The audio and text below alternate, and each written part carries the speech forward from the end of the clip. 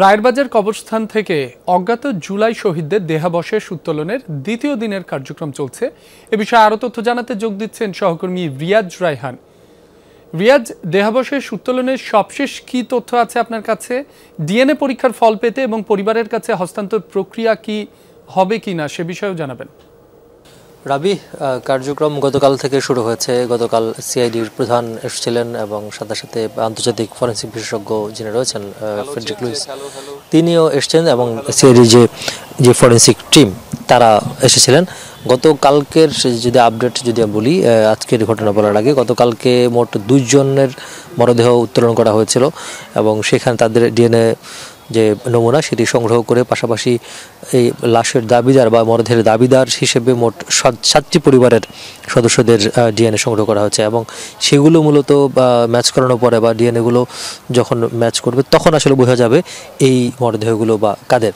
তো সেটি কালকে 2 জনের মরদেহ উত্তোলন করার পর আবার এখানে এই কবরস্থানেই দাফন করে দেওয়া হয়েছে এবং সিআইডি কর্মকর্তারা বলছেন যেহেতু আসলে আমাদের ভিতরে যাওয়ার সুযোগ নেই, এই পর্যন্তই সুযোগ আছে। যতটুকু দেখছেন যে এখানে ক্রাইম সিনের একটি বেষ্টনী দেওয়া আছে এবং তার বাইরে আমাদেরকে থাকতে হচ্ছে এবং ভেতরে সিআইডি কর্মকর্তারা, ফরেন্সিক টিম, আন্তর্জাতিক বিশেষজ্ঞ সহ যে একটি বড় কর্মযজ্ঞ বা বড় ধরনের একটি টিম রয়েছে তারা সেটি করছেন এবং কর্মকর্তারা বলছেন যে এটি শেষ হতে আসলে দীর্ঘদিন সময় লাগতে পারে, কারণ প্রতিদিন আসলে 2 থেকে 3টির বেশি উত্তোলন করা সম্ভব হচ্ছে না। আর পাশাপাশি গতকালকে আমরা দেখেছিলাম যে বেশ কয়েকটি পরিবার এসেছিলেন দাবিদার হিসেবে, কিন্তু আজকে এখন পর্যন্ত কোনো পরিবারকে আমরা দেখতে পাইনি। হয়তো ধীরে ধীরে বেলা যত যাবে হয়তো তারা আসবেন।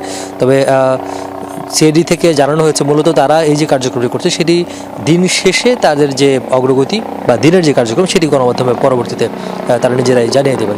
সেই কারণে আসলে গণমাধ্যম কর্মীদের ভিতরে প্রবেশ করতে দিচ্ছে না বা এটি মূলত বা আইনগত জটিলতার কারণেই যাওয়া যাচ্ছে না।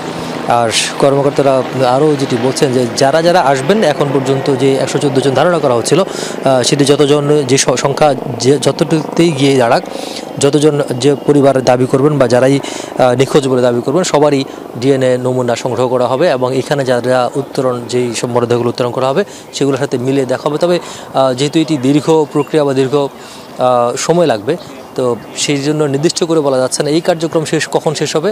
পাশাপাশি এই কার্যক্রম শেষ হওয়ার পরেই মূলত ডিএনএ যেগুলো সংগ্রহ করা হয়েছে নমুনাগুলো মিলকরণের যে প্রক্রিয়া সেটি শুরু করবে।